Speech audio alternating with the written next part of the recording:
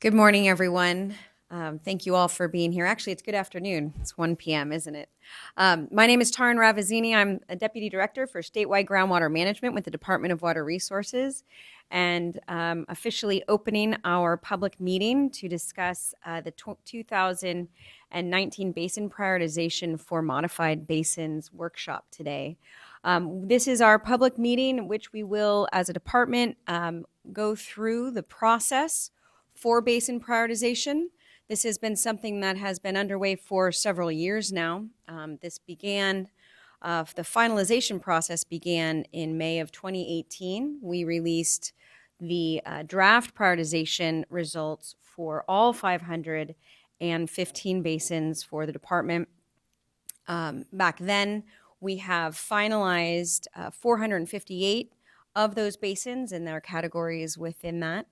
And now we are moving on to those basins that were part of a basin boundary modification process that was formalized back in February. And we will be discussing the draft release that we just put out and talking through that process and going through those draft results. We're very pleased to be in phase 2 of this prioritization process, as it has been quite a bit of work on the part of the department, and I know many of you have been looking forward to these results. So this is an important meeting today because we do have members of the public here with us. We also are live streaming this. More information about how to interact for public comments, because we will hold a question and answer session and also discuss and receive public comments. But I also want to take this opportunity to acknowledge the staff that have been all part of this very heavy lift for the department as we move forward to implement the Sustainable Groundwater Management Act. And again, this is one of many deliverables that has been on the shoulders of the department. Stephen Springhorn, who is overseeing the basin prioritization process here for the Sustainable Groundwater Management Office headquarters, will be talking just after me to run through the introduction. And then Roy Hall, who is out of our Northern Region office. Roy is the project manager for the basin prioritization process, so we will be looking forward to Roy's contribution to the public meeting today.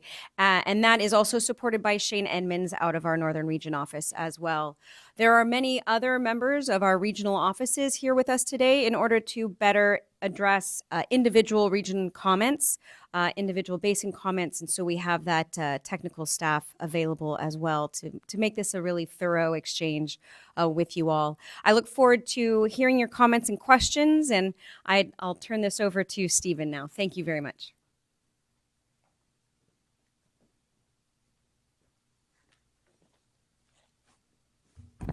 Thank you, Taryn.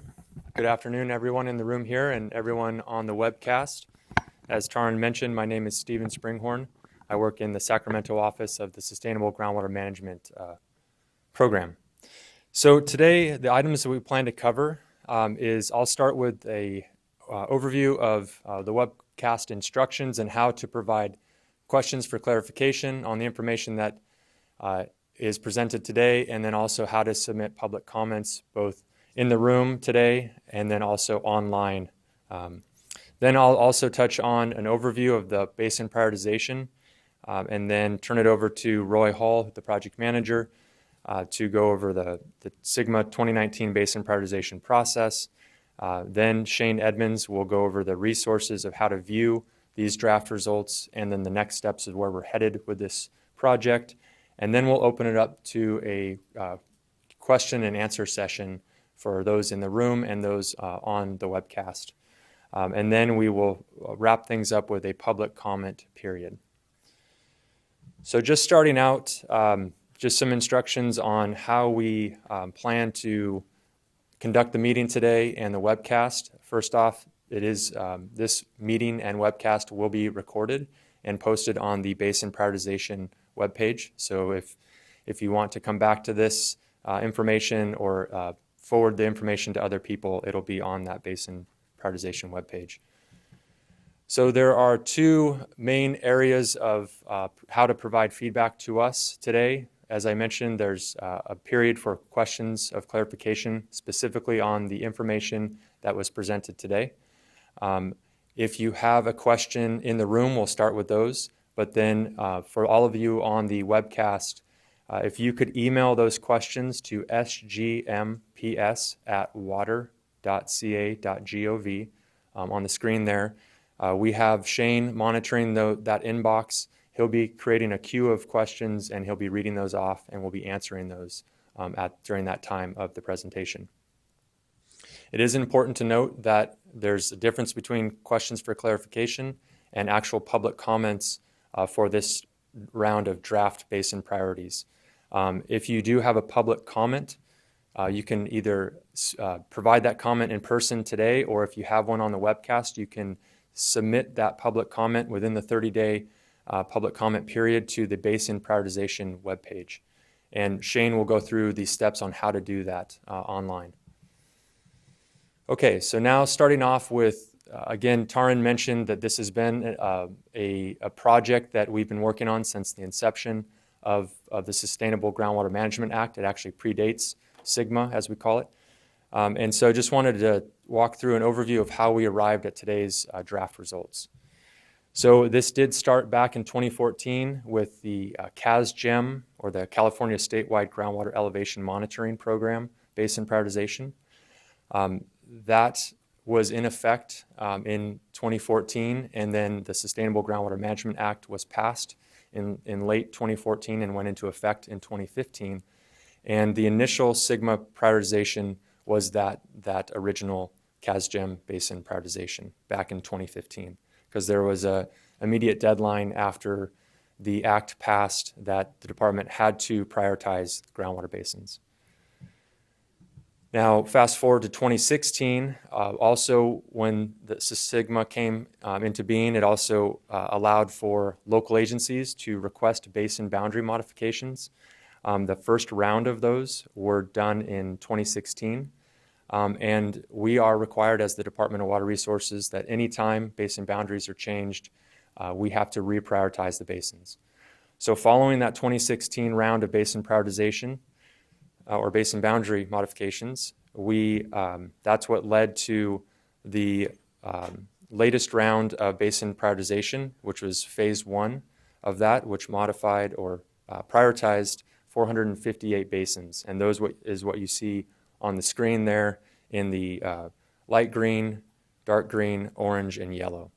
The gray areas on this map denote the areas that weren't prioritized because we had to split this prioritization into 2 phases. The first phase is what is shown on the map here, and the second phase is what we're talking about today. And the reason we had to do that is because there was another round of SGMA basin boundary modifications that occurred in 2018 and were finalized in 2019. And so that is where we are today. We are talking about the 57 basins that were modified through that most recent basin boundary modification process, and we have a draft prioritization for those 57 basins. It's important to note that the phase 1 priorities are final, and they were final as of January 4th, 2019. So the requirements that the Department of Water Resources are under to prioritize, and again, as I mentioned, anytime basin boundaries are modified, we have to reprioritize basins. The other thing that happened when the Sustainable Groundwater Management Act was passed, it modified the water code to include a few additional factors that the department has to consider when prioritizing basins. And then also there is a component that Roy will talk about more, that we, the department, can consider any other information deemed to be relevant by the department for this prioritization. And then with the components that we look at that are in the water code, the department is required to use the best available information that we have regarding these 8 components.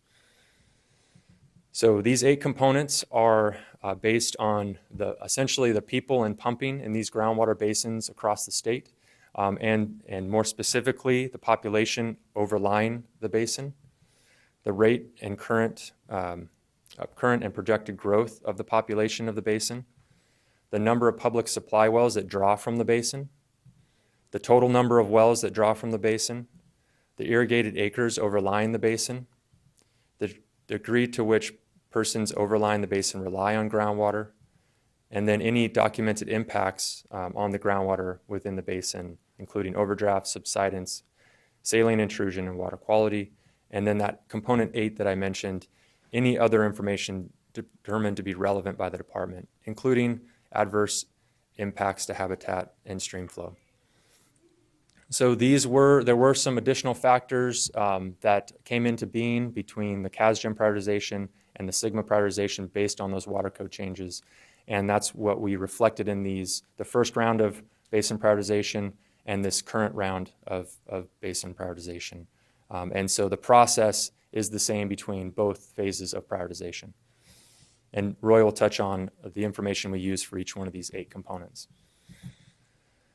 So more specifically on the timeline of this draft phase, again in January 4th, 2019, we released the final priorities for those unmodified basins on the map shown.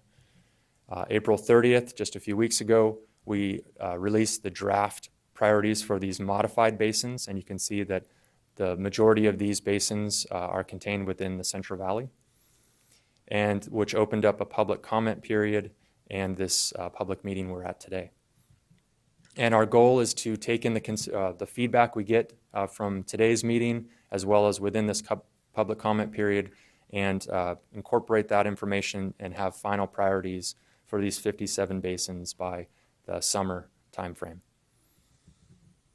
So just a high-level look at the results. And Shane will talk about how to look in more detail about the results. But when you compare or add the final priorities of Phase 1, those 458 basins, with these draft priorities that we have out right now as of April, plus the adjudicated areas in the state, and those are largely in Southern California. Those are identified in a blue hatch pattern on this map. What that equates to is it covers roughly 98% of the groundwater pumping that occurs in the 515 basins in the state, or roughly 20 million acre feet. It covers 83% of the population, over 25 million people that live in the 515 groundwater basins, and 88% of the irrigated acres in these basins across the state, and which is about 7 million acre feet or acres of irrigated land. So the reason I'm bringing this up is because the first prioritization back right when SGMA first passed, these numbers were actually a little lower than they are today, and it shows that we're in line with the number of basins that are under management, some form of management, whether it's SGMA under a GSA or GSP, or adjudicated areas which have existing governance and existing groundwater management in these basins. So with that, I'd like to turn it over to Roy Hall, again, the project manager of Basin Prioritization, and he can walk through the process of this latest phase of prioritization. And just a reminder, if you do have any questions of clarification, please email those to that sgmps@water.ca.gov. Thank you. Thank you, Stephen. Again, my name is Roy Hall. I'm in the Northern Region office. I've been working on this project for quite a few years. So what I'm going to do is just cover the 8 components essentially and talk a little bit about the data that went into it and some of the process. There's a lot to cover. We had to boil it down to a reasonable amount of time. My suggestion is to check out the process and results document. It goes into much more detail. You can get most of your questions answered by reading that. It's been updated as we go along, as new information comes in, as well as comments. When we looked at the comments, we could see that there was some holes in the document. We had to fill it in with some more information to try to reduce the confusion or questions that people might have had. That document is available online on the BP website. Okay, the first component that Stephen showed when he listed the 8, the first 2 components actually is a population overlying the basin, as well as the current and projected growth of the population overlying the basin. I'm combining these 2 together mainly because they use the same data sets They'll use the census data 2000. They'll use the 2010. Component 1, population, is using the 2010 obvious census. To determine the forecast, we used 2030 as our target year, which was consistent with the 2014 SGMA prioritization.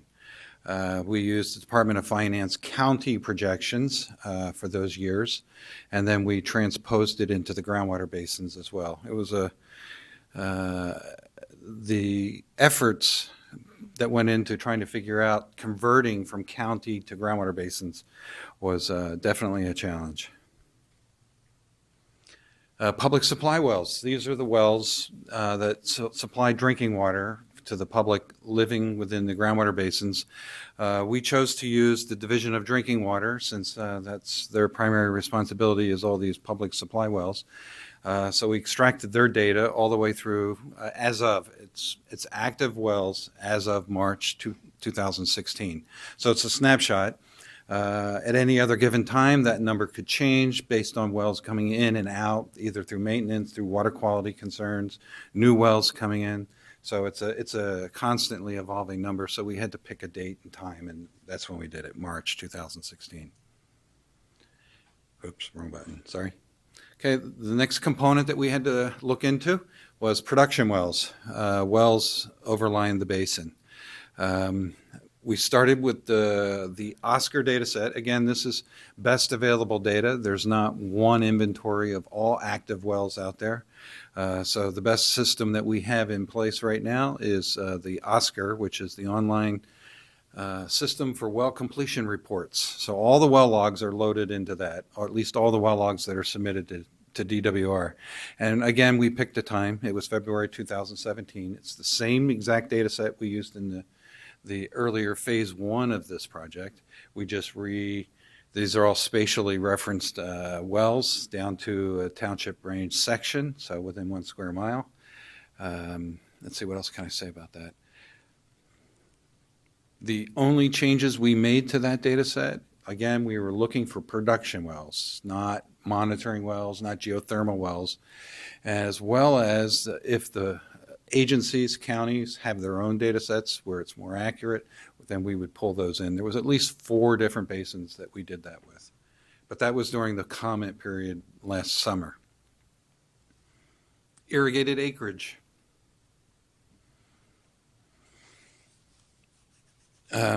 Let's see. The data set we used for that was remote sense. It was the first year that we actually had data that was consistent across the entire state of California. We call it the Land IQ 2014. So it identified all the crops down to the field level throughout the whole state. So it was just a matter then of basically clipping each one of those into the groundwater basins to determine how much of each basin is being irrigated. It told us the crops, and it's in July, so that was when they did their analysis. So that's how we determined what the irrigated acreage. Now, through the comment period of last summer, we received a lot of information back from various agencies to fine-tune that, because there was idle fields, there were crops that were not being irrigated and things like that. So we made adjustments according to what data was provided to us. But generally, the bulk of the state is still using the Land IQ 2014. Groundwater reliance. This is made up of 2 pieces. It's both the agricultural water that's used in the groundwater basins as well as the urban. I'll cover the agricultural first. The first task for both of these was determine what the total water demand is for both of those 2 categories, and then how much of that is groundwater. So the groundwater reliance is made up of 2 pieces. The volume of groundwater that's used by the basin, and then the percent that groundwater represents the total water demand. So those 2 together are combined into a final score for groundwater reliance. So the agricultural water, again, we use the Land IQ 2014 crop mapping, and then followed that up with water balance information that was developed for the water plan. And then we used also the the California simulation of evapotranspiration of applied water, which we commonly call calcimitta. It's a lot easier to say than that long sentence. Anyway, that's a DWR model used for determining demand, and then we use the water balance information to determine of that demand how much of that is groundwater versus surface water. Urban. Well, there's two pieces to urban. There's water that's supplied by public utilities, water districts, things like that. We call that supplied, or at least I do. And then there's self-supplied. There's self-supplied, which is domestic wells, it could be golf courses, it could be anybody that has their own wells for basically self-supply. They get their water from, that's used in an urban environment, not agricultural. But it's people with generally domestic wells.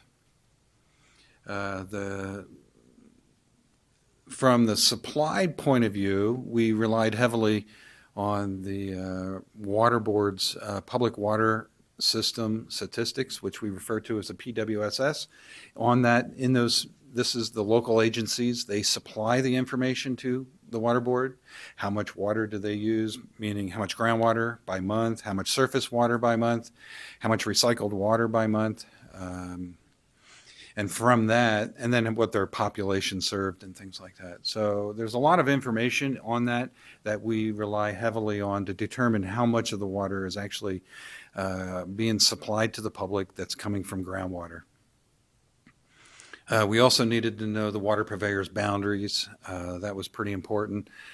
So we basically have to determine, and then we also looked at, well, where's the bulk of the population reside?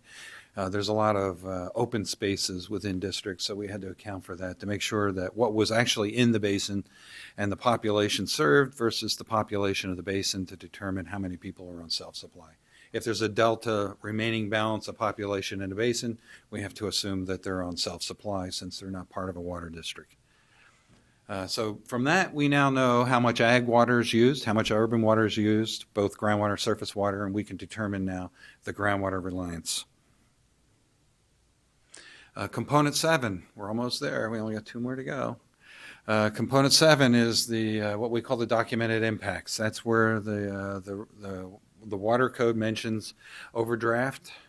In the case of this, we're looking at groundwater level declines, subsidence, and what we're looking for is the inelastic subsidence, and it's also subsidence related to groundwater pumping. Saline intrusion, the same thing. There are cases where saline naturally moves in and out. We tried to avoid those and only focus on the saline intrusion that was generally related to excessive pumping. And then other water quality degradation. For that, we used pretty much the MCL database from the Water Board, but I'll go into those details. The overdraft or groundwater level decline, we relied heavily on CASGEM, which Stephen mentioned earlier is where we keep all our water level data, and it's measured throughout the state. Just about 2/3 of all the basins have groundwater level monitoring occurring. And then we also use published documents. There's old groundwater management reports, there's new reports, there's new studies, there's additional analysis done by consultants, by the local agencies, by universities that also provided us with groundwater level information that we relied on. All that information, and I forgot to mention at the bottom, I typically say where you can find that information if we used it.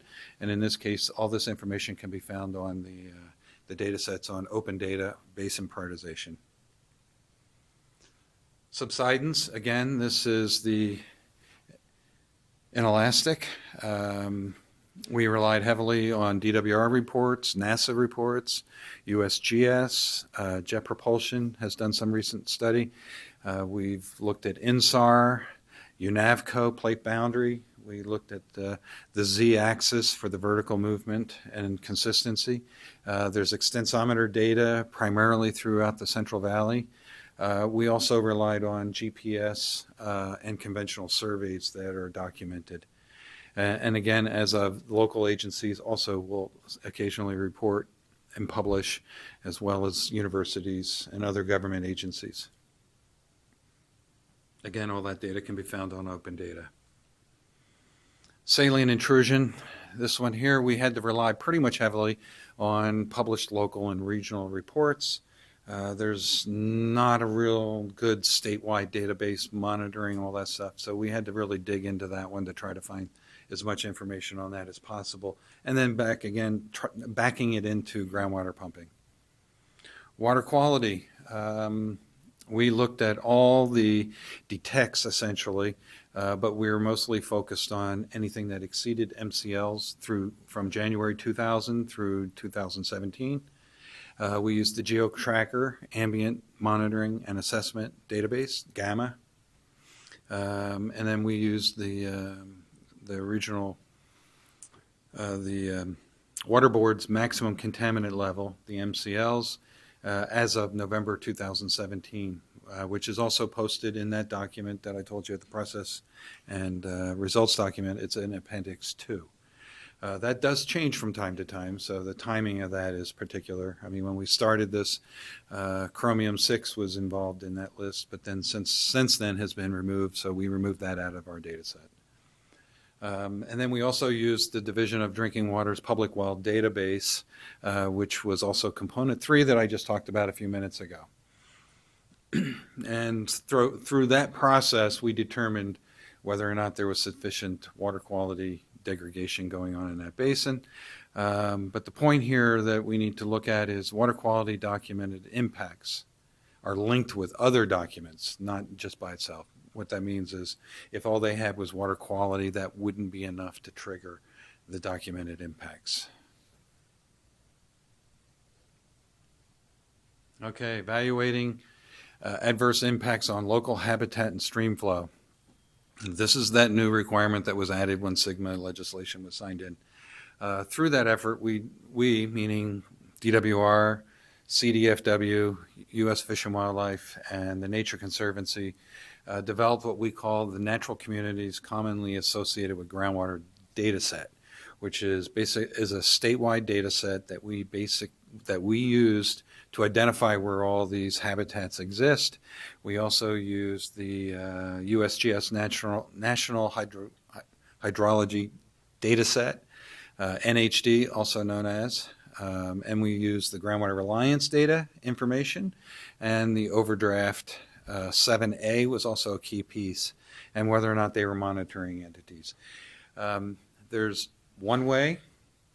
If there's reports and studies and analysis that says that they're impacting stream flows or habitat, that's one way to trigger it. The second way is if they exceed a certain volume of groundwater and they have documented impacts, in this case 7A, then that could trigger it as well, meaning if they have declining groundwater levels. But if they don't have declining groundwater levels, let me rephrase it. If they're not monitoring in that basin, then we don't know if groundwater levels are declining, but if they exceed a certain volume of groundwater, that could trigger these points as well. Basin level evaluation of other information. These are actual or potential challenges to groundwater management. We used it sparingly. When applicable, it's used local knowledge, reports, and studies to identify where there's challenges to successful groundwater management that doesn't fall already previously under some of these other components. Statewide, now we're in component 8C, which is what we refer to. So if you're looking at the guide, you'll see 8C in there. Let's see, this deals with the first test. Once you get past the first, all the way through 8B actually, this is the first test now to determine where this is going to fall for a basin. If they're less than 2,000 acre feet of groundwater per year, they automatically go low. Their score basically turns to 0 and they go very low. If they're greater than 2,000 but less than 9,500 acre feet, both of these are they're exactly the same process we used in the 2014, and they have no documented impacts. That's key. They can't have documented impacts. They also go very low, 0 points. So the data sets we used was groundwater reliance, obviously, documented impacts 7, 8A, and 8B, which is habitat, and stream flow and other documented impacts, as well as anything in the component 7. Non-adjudicated basin area. This is 8C. Obviously, for a basin to run this test, there has to be a court adjudications for groundwater in that basin. It can be the whole basin or a portion of the basin. But in this test here basically says if there's non-adjudicated portion of that basin, and the adjudications range from 16 to 100% of a particular basin. So there are basins that have non-adjudicated portions. SGMA only really applies for GSPs, GSAs to the non-adjudicated portion. The adjudicated portions has to submit annual reports, but otherwise they do not have to do a GSP or form a GSA. So what we do on this particular process to determine whether that there's sufficient activity going on the non-adjudicated portion, we basically split the basin into adjudicated, non-adjudicated, and that's where we use things like the adjudicated areas shapefile, and we take that area and we do the exact same thing we've done to the full basin.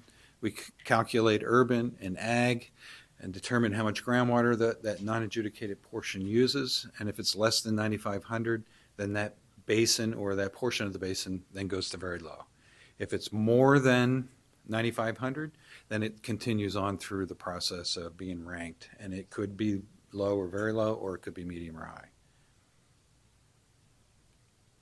Critically overdrafted basins and groundwater related transfers, these are 8D. We'll cover the critically overdrafted. Okay, the first, so if a basin has been identified in 2016, Bulletin 118, as being a critically overdrafted basin, there are 21 of them. Those basins receive the maximum points and they become a high priority. Let's see, I covered already where the source is, which is the interim update. It's pretty straightforward. If it's critically overdrafted, it's a high priority. Transfers, groundwater related transfers or groundwater exports. The sources that we used for that is basically the annual reports, publishing, submitted transfer plans and reports. And we also use Bulletin 132, which basically deals with a lot of the transfers that occur through the Delta conveyance.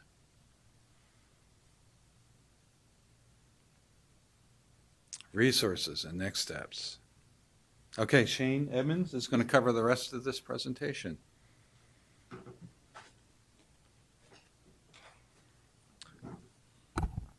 All right, thank you, Roy. My name is Shane Edmonds. I work as an engineering geologist in the Northern Region office. I've been assisting Roy with the Basin Prioritization Project for a little over a year now.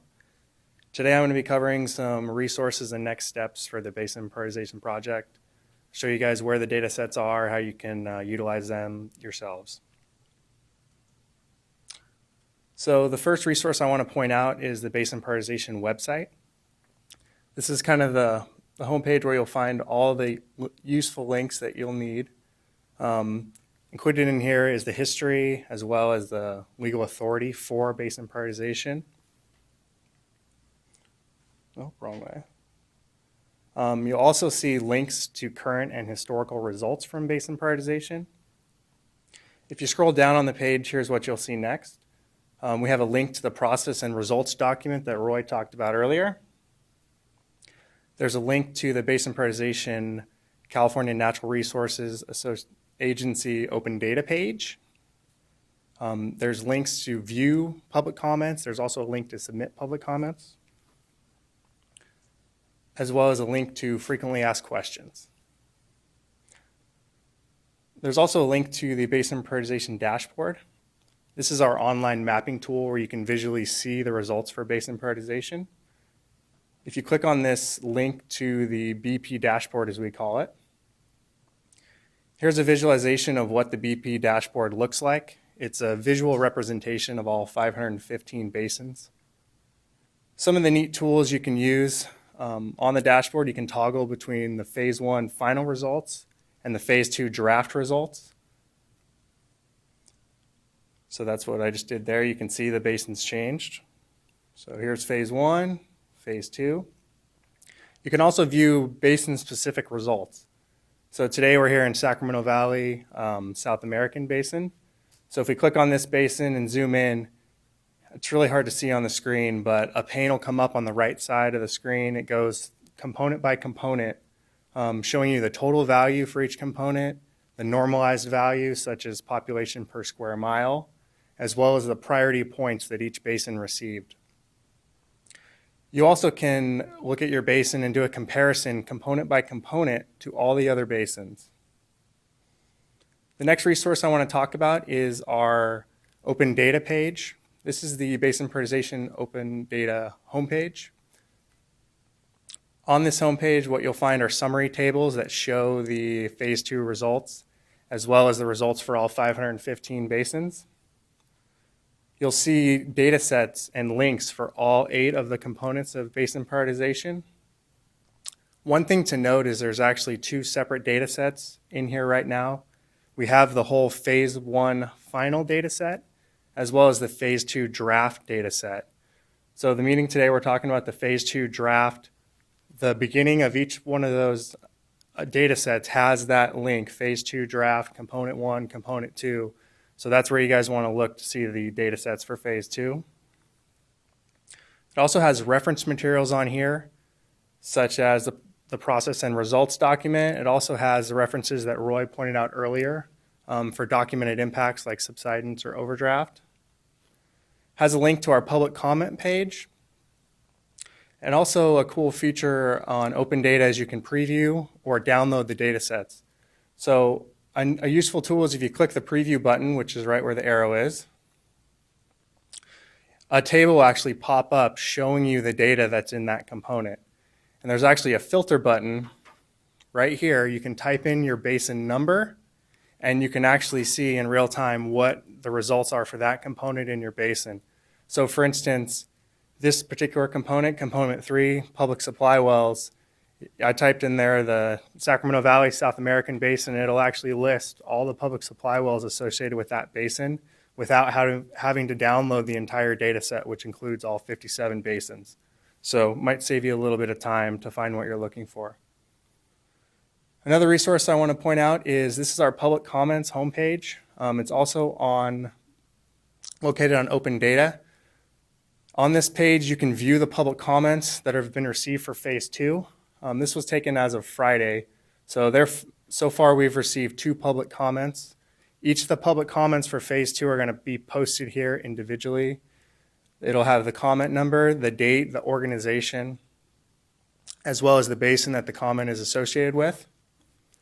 There's also a link from the public comments page that will actually take you to the online survey where you can submit public comments for phase 2, as well as a link to archive public comments from the 2018 public comment period. So in terms of the public comment period for phase 2, which we're here for today, public comment period began on April 30th.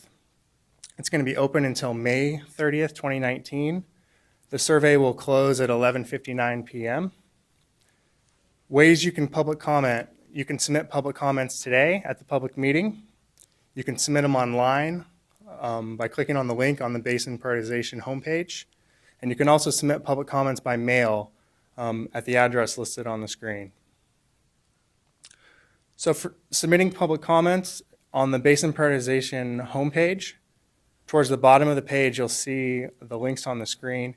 There's a button that actually says Submit Public Comments. If you click that button, that will actually take you to the online survey where you'll be able to officially submit public comments.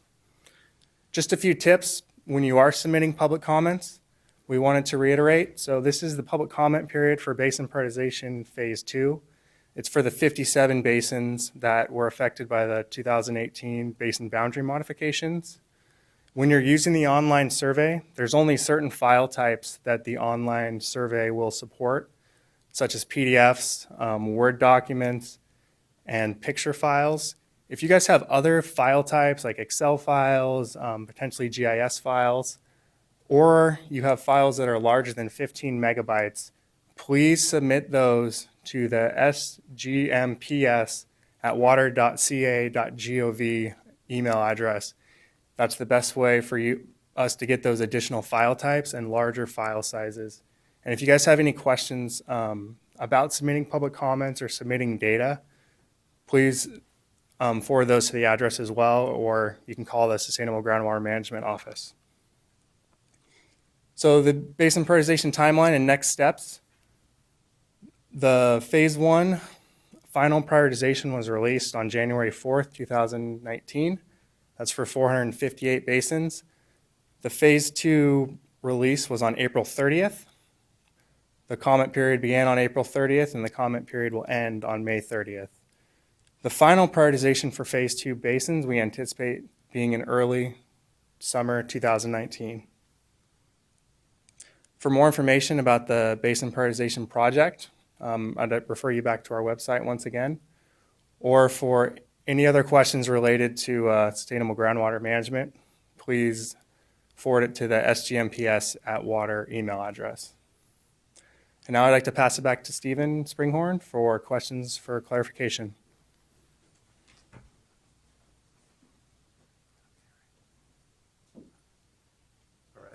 Is this on? Yep.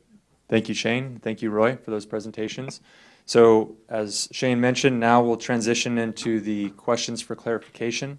We'll start by asking or having questions from the room, and then we'll go on to the online questions that have come in.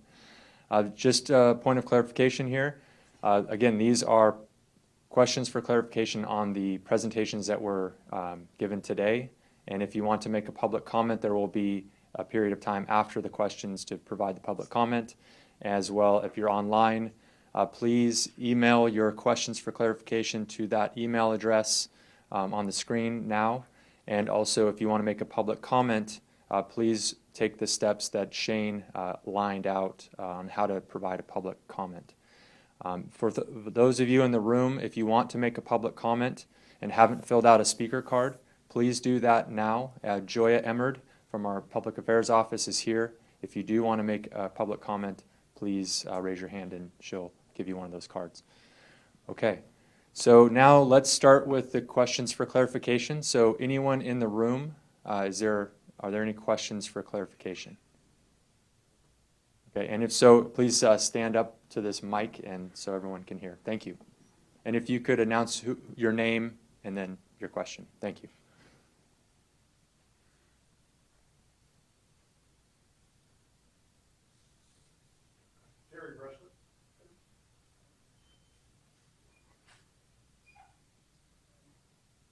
Gary Bressler. My question has to do with the water transfers. It seems like if you did water transfers in the past, you're being held back going forward. And we did them in the past, we did it I was wondering how they're calculated on the water transfers. Yeah, I can touch on that from a high level, and then Roy, if you want to touch on how it works into prioritization. We do acknowledge at the department that water transfers are a good solution or a tool for resource management, especially in years of shortage. And so that is something that we're not, this isn't a judgment on that transfers are a bad thing. It's really wanting to make sure that the transfers are done in a way that is compatible with the sustainable management of the basin, groundwater management in the basin. And so just wanted to make that clear that we do support transfers for the need that they fulfill. So Roy, do you want to go into how they are incorporated into the points? Sure. We looked at all the transfers that were documented between 2009 and 2017, I believe.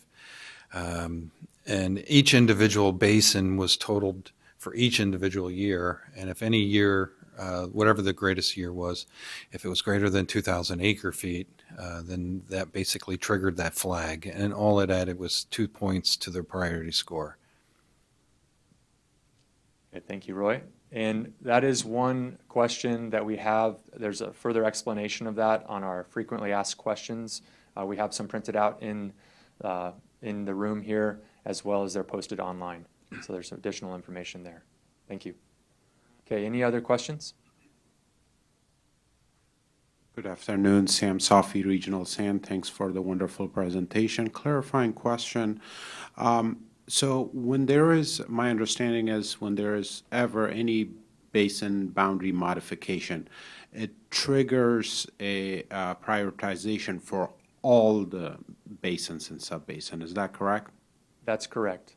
And that is because a lot of the components and data sets that we use for each of the 8 components that Roy went through are area weighted.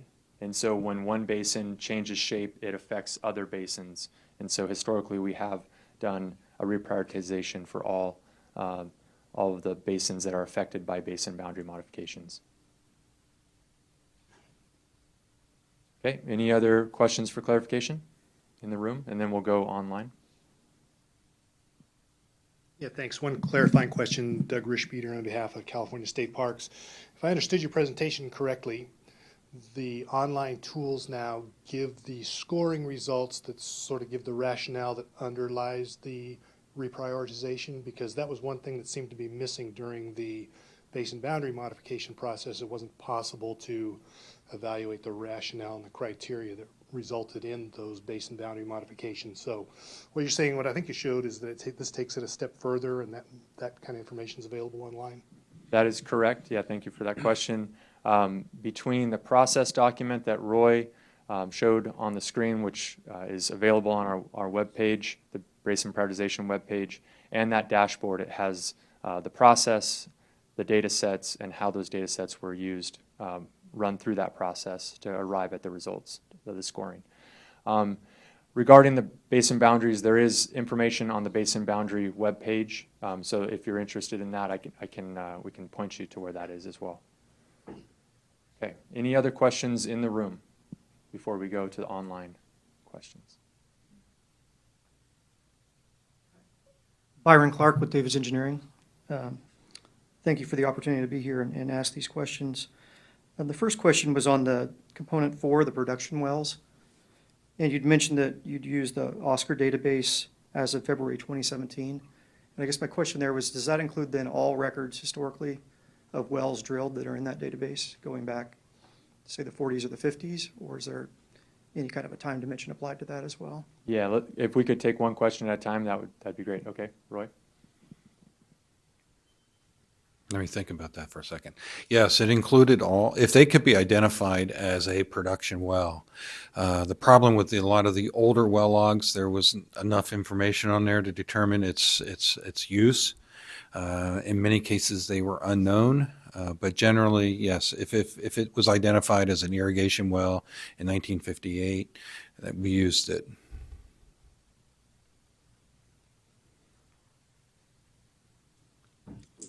On component 6 under the groundwater reliance, there was, after determining the total water demands for agriculture, is my understanding, then a percent was applied based on the California Water Plan water budgets to estimate then the amount that was derived from groundwater versus surface water.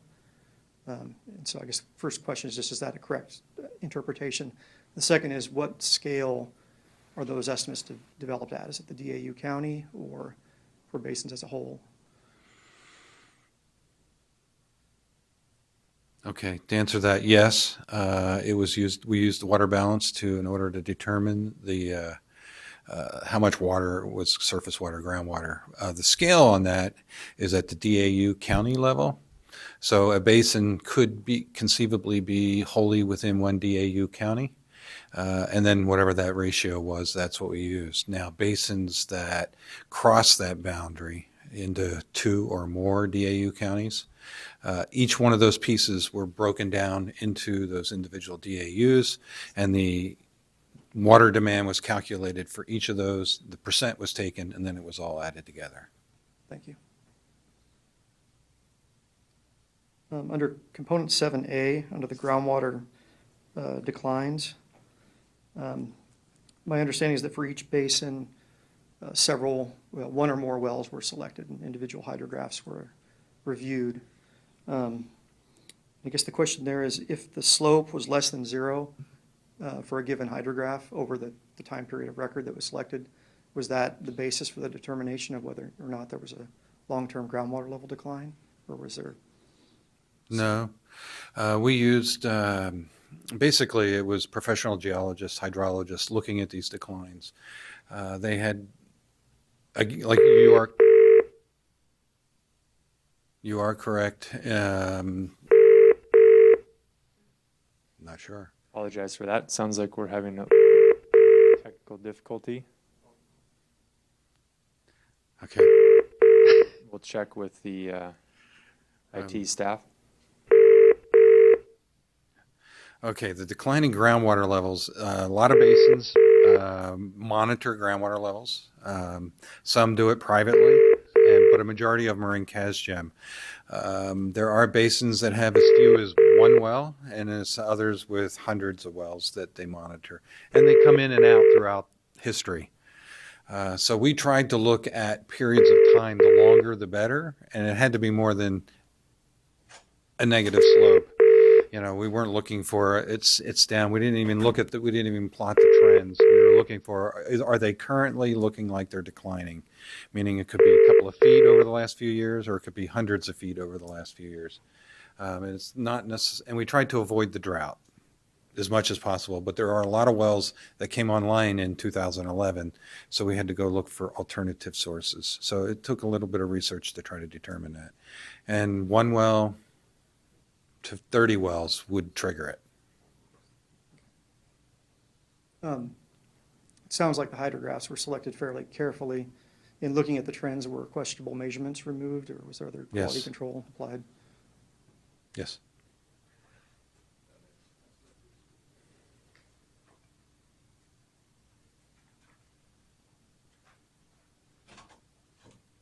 Okay, thank you. Thank you.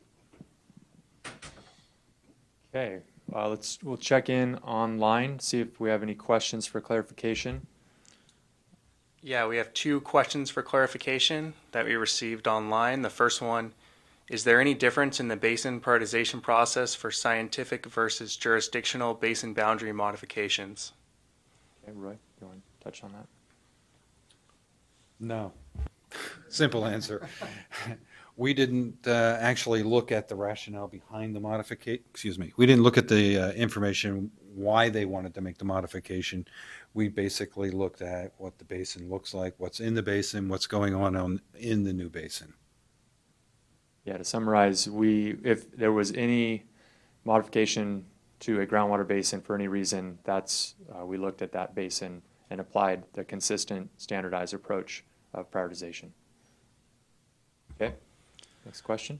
Okay, and the second question, will there be periodic basin reprioritization efforts in the future to where sustainably managed basins that are currently medium or high could get out from under the SGMA requirements that currently apply? If so, when or how often? Okay, as we mentioned earlier, the basin prioritization process is linked in the water code with basin boundary modifications. So anytime there's a basin boundary modification, we are required to reprioritize basins. So that will be an opportunity, a future opportunity for basin prioritization. At that time, we'll be looking at the water code requirements, those 8 components, and using the best available information at that time. We are not expecting for basin boundaries to be modified anytime soon, so it's unlikely that basin prioritization will take place anytime soon. And that is important because we know that basin prioritization, like basin boundaries, are sort of fundamental pieces of SGMA implementation because it's the area that's going to be managed, and then based on the priority, whether it's optional or required to form GSAs and GSPs. So we want to make sure we have stability at this critical time of SGMA implementation, and so that's why we are moving as quickly as we can to get this final phase of prioritization done by summertime. Okay. Shane, any other questions? Okay. Again, if you're online or on the webcast, if you do have a question for clarification, please email it to that sgmps@water.ca.gov. If we haven't answered the questions or we can't get to it today, we will follow up at a later date because that is an email that we check. So with that, we can transition into the public comment session. And again, these public comments are on the Phase 2 draft results for basin prioritization in the 57 basins. Joya, could you grab the cards, please?